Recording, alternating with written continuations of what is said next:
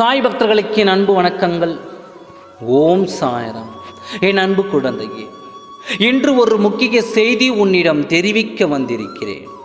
இது நாள் வரை உன் சாயப்பா நடந்து கொண்டு இருந்த அனைத்தையும் உன்னிடம் ஒப்படைத்து கொண்டு தான் இருக்கின்றேன். அதை கேட்டு என் குழந்தை சற்று கவனமாக உன் வாழ்க்கையில் நடந்து அதன்படி நடந்தால் மட்டுமே உன் வாழ்க்கையில் நீ நிதானமாக ஜெயித்து வாழ முடியும் என்று சொல்லியும் இருக்கின்றேன். என் அறிவாளி குழந்தையே, அதை கேட்டு என் குழந்தையின் வாழ்க்கையில் பக்குவப்பட்டு விட்டாய்.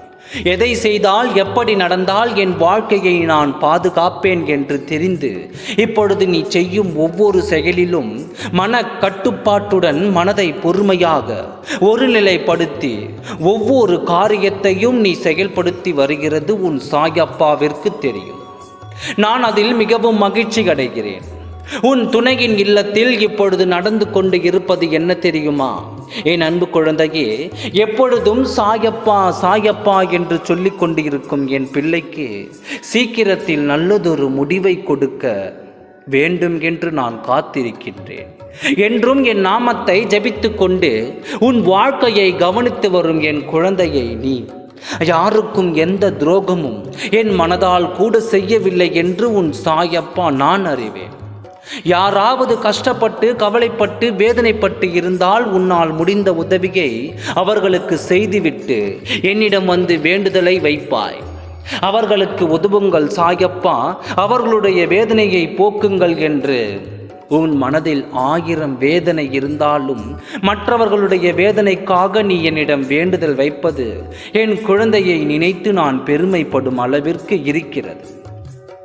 இப்படி இந்த வாழ்க்கையை வாழ்ந்து கொண்டிருக்கும் உன்னை உன் துணையின் வீட்டில் இழப்புகள் வந்ததால் அந்த இழப்புகளுக்கு நீதான் காரணம் என்று சொல்லி உன்னை குற்றம் கூறி கொண்டு இருக்கிறார்கள்.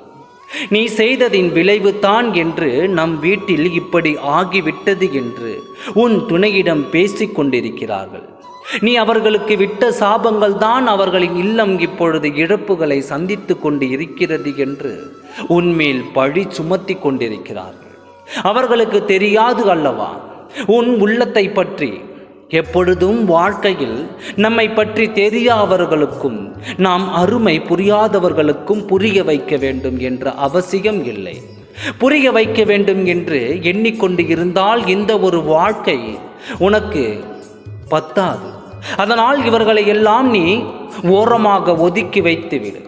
ஆனால் நானும் இப்பொழுது சொல்கிறேன், அவர்கள் இழப்புக்கு நீதான் காரணமாக இருக்குமோ என்று புரியவில்லை தானே சொல்கிறேன். கேள். உனக்கு இத்தனை வேதனைகளையும் பிரிவுகளையும் கொடுத்து தந்த அந்த உன் துணை வாடிக்கொண்டு என் குழந்தையை வருத்துகிறது. காரணமான அவர்களுக்கு இத்தனை பழிகள் வருகிறது என்றால் அது உன்னை படுத்திய பாடுகளும் நீ இப்பொழுது அனுபவித்து கொண்டு இருக்கும் வேதனைக்கும் காரணமான அவர்கள் பாவத்தின் சம்பளத்தை தானே அவர்கள் பெற்றுக்கொண்டு இருக்கிறார்கள். அப்பொழுது அது உன்னால் தானே வந்து இருக்கும். அதனால் சுலபமாக புரிந்து கொண்டார்கள். அவர்கள் உன்னால் தான் வந்தது என்று இவர்கள் எல்லாம் பட்டு திருந்துபவர்கள். பட்டு திருந்தி உன் காலில் விழுந்து மன்னிப்பு கேட்டு உன் துணையோடு ஒன்று சேர்ப்பார்கள் என்று காத்தீரு. நல்லதே நடக்கும். ஓம் சாய்ராம். நன்றி, வணக்கம்.